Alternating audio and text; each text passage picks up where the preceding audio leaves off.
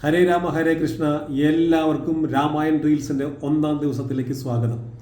നമ്മൾ രാമായണം വായിക്കുമ്പോൾ മനസ്സിൽ ഒരു മന്ത്രം പോലെ ഉരുവിടേണ്ട ഒരു ചൊല്ലുണ്ട്. എന്താണത്? യഥാ രാജ തഥാ പ്രജ.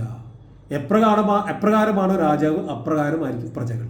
രാജാവിന് ഒന്ന് പിഴച്ചാൽ പ്രജകൾക്ക് 9 പിഴയ്ക്കും. അതുകൊണ്ട് എന്താ, രാജാവ് എപ്പോഴും ധർമ്മത്തിൻ്റെ, നീതിയുടെയും സത്യത്തിൻ്റെയും പാതയിൽ കൂടെ മാത്രമേ സഞ്ചരിക്കാൻ പാടുള്ളൂ. നമ്മൾ രാമായണത്തിൽ ഭഗവാനെ, ശ്രീരാമചന്ദ്രനെ തെറ്റിദ്ധരിച്ചിട്ടുള്ള പല ഘട്ടങ്ങൾ ഉണ്ടായിട്ടുണ്ട്.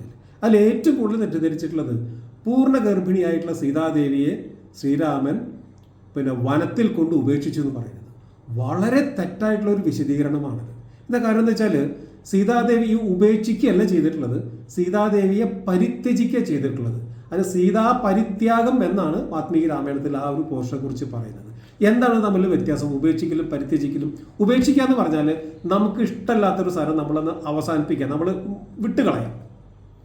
അതേസമയം പരിത്യാഗം, ത്യാഗം ചെയ്യുക എന്ന് പറഞ്ഞാൽ എന്താണ്?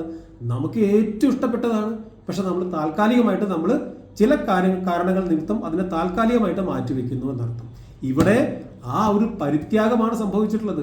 നമ്മൾ നോക്കൂ, ശ്രീരാമൻ സീതാദേവിയെ പരിത്യജിച്ചതിന് ശേഷം മറ്റൊരു സ്ത്രീയെ കല്യാണം കഴിച്ചില്ല.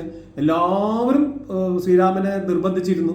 പ്രത്യേകിച്ച് അശ്വമേധയാഗ സമയത്ത് യാഗാന്ത്യത്തിൽ യാഗശാലയിൽ യജമാനനും പത്നിയും, അതായത് ചക്രവർത്തിയുടെ പത്നിയും വന്നിരിക്കേണ്ട ഒരു അവസരമുണ്ട്. അതിൽ ശ്രീരാമൻ വന്നിരുന്നു. പത്നി ഇരിക്കാൻ അവിടെ പത്നി ഇല്ലല്ലോ, സീതാദേവി കാട്ടിലല്ലേ. അപ്പൊ എന്ത് ചെയ്തു? എല്ലാവരും ശ്രീരാമസ്വാമിയെ വീണ്ടും നിർബന്ധിച്ചു. പക്ഷെ ഭഗവാൻ എന്ത് ചെയ്തെന്ന് അറിയാമോ? സ്വർണത്തില് സീതാദേവിയുടെ രൂപം ഉണ്ടാക്കിക്കൊണ്ട് ആ യജമാനത്തിൽ ഇരിക്കേണ്ട ഭാഗത്ത് കൊണ്ടുവച്ചു. അതിനെയാണ് കാഞ്ചന സീത എന്ന് പറയുന്നത്. അത്ര പോലും ശ്രീരാമന് സീതാദേവിയെ മനസ്സുകൊണ്ട് വിട്ടിരിക്കാൻ പറ്റില്ലായിരുന്നു. അപ്പൊ ഒന്ന് ആലോചിച്ചു, എത്ര തെറ്റായിട്ടാണ് നമ്മൾ അതിനെ മനസ്സിലാക്കിയെന്ന്. അതുപോലെ തന്നെ സീതാദേവി മക്കളോട് ശ്രീരാമനെ കുറിച്ച് ഒരിക്കൽ പോലും ദോഷമായിട്ട് പറഞ്ഞിട്ടില്ല. വളരെ നല്ല കഥകളെ പറഞ്ഞു കൊടുത്തിട്ടുള്ളൂ. ഇനി നമുക്ക് ഭഗവാൻ എന്തുകൊണ്ടാണ് ഈ സീതാ പരിത്യാഗം എന്നുള്ള തീരുമാനം എടുത്തത് നമുക്ക് പരിശോധിക്കാം. അതായത് സീതാരാമന്മാര് 14 വർഷത്തെ വനവാസത്തിന് വേണ്ടി അയോധ്യയിൽ നിന്ന് പുറപ്പെട്ട്, വനവാസവും അതുപോലെ തന്നെ രാവണവധവും കഴിഞ്ഞ് തിരിച്ച് 14 വർഷം കഴിഞ്ഞ് തിരിച്ച് അയോധ്യയിൽ എത്തിയപ്പോൾ, അയോധ്യയിൽ എത്തുന്നത് വരെയുള്ള ഒരു കാര്യവും അയോധ്യവാസികൾക്കോ കോസലവാസികൾക്കോ അറിയില്ല.